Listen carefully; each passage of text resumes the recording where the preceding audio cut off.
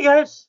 Hey, I thought with this all stuck kind of going stir crazy and cabin fever setting in after the last 2.5 to 3 weeks of being self isolated here because of the virus and everything, I thought maybe to help us through it, I'll go through my Adventures with Stoney series, kind of tell you why I got started, how I got started, where my characters came from, and the whole works. Um, this is about my third or fourth try. The last one was going well until Roxy, my puppy, decided to chew some things and play with some things very loudly right behind me. So we're going to give this another shot. So anyhow, as you probably know, I have two books out in my series.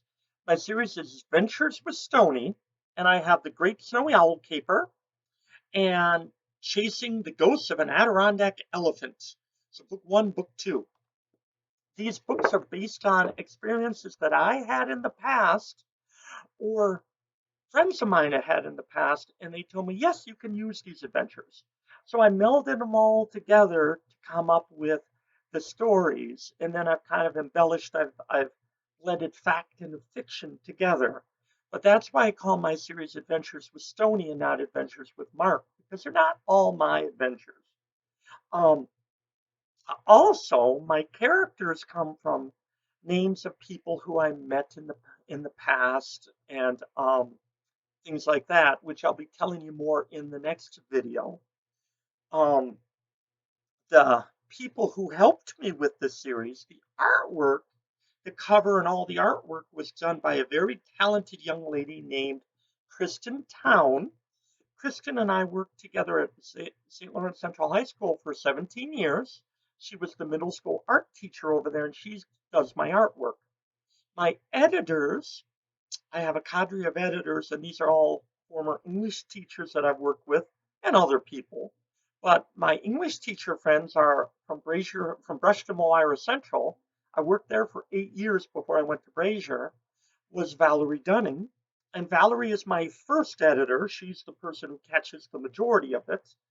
Um, then once I get through her, then I shift it over to my friends from Brazier Falls at St. Lawrence Central High School, and that would be Art Palmer, Marie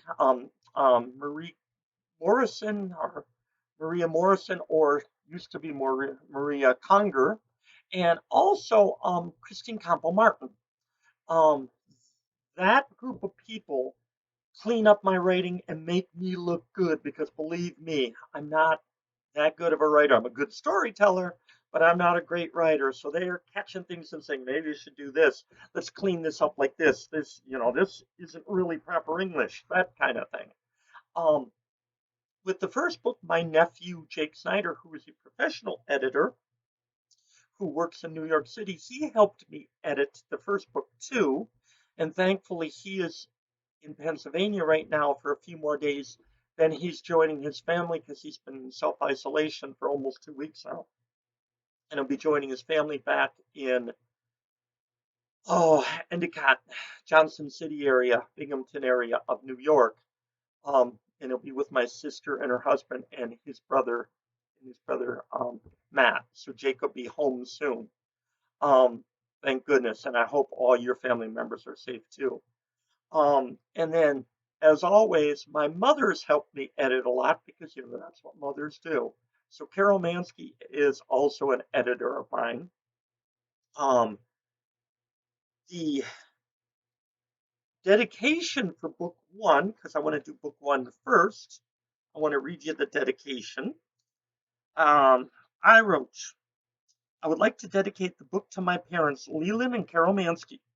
My father instilled in me the educator's mindset, and my mother allowed me to grow up exploring the woods and the streams around the North Country, which is definitely true. I mean,